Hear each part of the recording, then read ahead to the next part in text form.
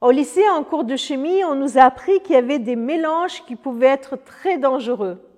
Des liquides incompatibles, par exemple. L'ammoniac et l'eau de javel, c'est pas la peine de les mélanger. Il peut y avoir des mélanges dangereux dans notre vie avec, par exemple, quand nous prenons un certain médicament, eh bien, ne pas prendre de l'alcool en même temps. Et puis, il y en a certains qui ne se mélangent pas. On ne mélange pas l'huile avec de l'eau, par exemple. Qu'en est-il de notre bouche? Jacques parle longuement de la langue dans le chapitre 3 de sa lettre et il dit certaines conclusions, certains constats qui sont très pertinents. Par exemple, au verset 9, il dit « Nous utilisons notre langue pour bénir le Seigneur, notre Père, mais aussi pour maudire les êtres humains que Dieu a créés à sa ressemblance. De la même bouche sortent des paroles de bénédiction et de malédiction. Mes frères et sœurs, il ne faut pas qu'il en soit ainsi. » Pourquoi? Parce que ce mélange-là dont parle Jacques peut être un mélange explosif.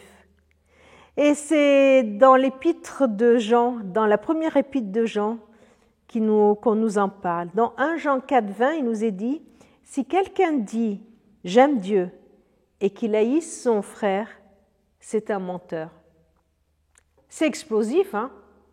C'est un menteur, tout simplement. Notre relation à Dieu et notre relation à notre prochain sont très liées. Nous ne pouvons pas mélanger un amour pour Dieu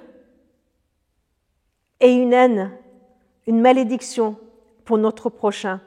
Ce mélange est dangereux, il est explosif. Je ne peux pas avoir dans mon cœur un dévouement pour Dieu, un amour pour Dieu et dire du mal de mon frère, dire du mal de ma sœur, de mon église, de mon voisin. Ce n'est juste pas possible.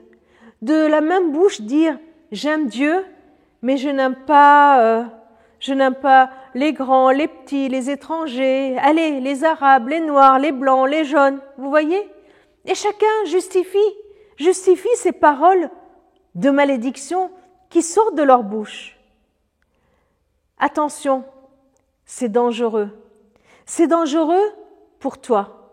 C'est dangereux pour moi. C'est dangereux pour celui qui prononce ces paroles.